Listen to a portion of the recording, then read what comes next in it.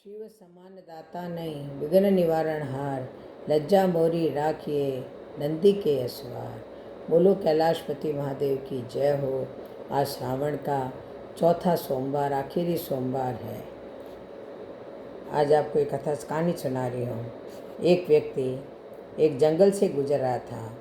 उसने झाड़ियों के बीच में एक सांप को फंसा हुआ देखा। सांप ने उससे सहायता मांगी तो उसने एक लकड़ी की सहायता से सांप को वहाँ से निकाला। बाहर आते ही सांप ने उस व्यक्ति से कहा कि मैं तुम्हें डसूंगा। उस व्यक्ति ने कहा कि मैंने तुम्हारे साथ अच्छा व्यवहार किया, तुम्हें झाड़ियों से निकाला और तुम मेरे साथ गलत करना चाहते हो। तो सांप ने कहा कि हाँ, भलाई का जवाब बुराई ही है। उस आदमी ने कहा कि चलो किसी से फैसला कराते हैं।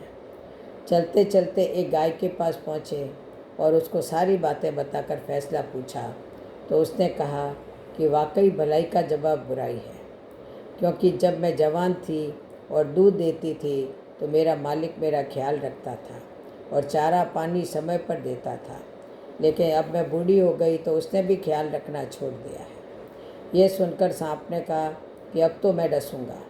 तो उस आदमी ने कहा कि एक और फैसला ले लेते हैं। सांप मान गया और उन्होंने एक गधे से फैसला करवाया। गधे ने भी यही कहा कि भलाई का जवाब बुराई है, क्योंकि जब तक मेरे अंदर दम था मैं अपने मालिक का काम आता रहा।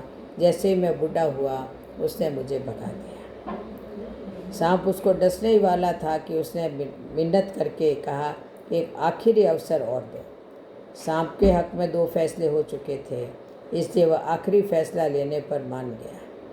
अब की बार वह दोनों एक बंदर के पास गए और उसे भी सारी बातें बताई और कहा फैसला करो। बंदर ने आदमी से कहा कि मुझे उन झाड़ियों के पास ले चलो, सांप को अंदर फेंको और फिर मेरे सामने बाहर निकालो, उसके बाद ही मैं फैसला करूँगा। वह तीनों वापस उसी जगह पर आए। उस आदमी ने सांप को झाड़ियों में फेंक दिया और फिर वह बाहर निकालने ही लगा था कि बंदर ने मना कर दिया और कहा कि उसके साथ भलाई मत करो, ये भलाई के काबिल नहीं है। यकीन मानिए वो बंदर हम भारतीयों से ज़्यादा बुद्धिमान था। हम भारतीयों को एक ही तरह से के सांप बार बार भिन्न भिन्न नामों और तरीक़ों से डसते हैं, लेकिन हमें वे ख्याल नहीं आता कि ये सांप है। उनके साथ भलाई करना अपने आप को कठिनाइयों में डालने के बराबर है। देखो, इसीलिए कहते हैं कि भलाई का जवाब बुराई है। ये सांप के साथ भलाई का नतीजा था। बोलो जय जय श्री कृष्ण, जय जय श्री राम। जय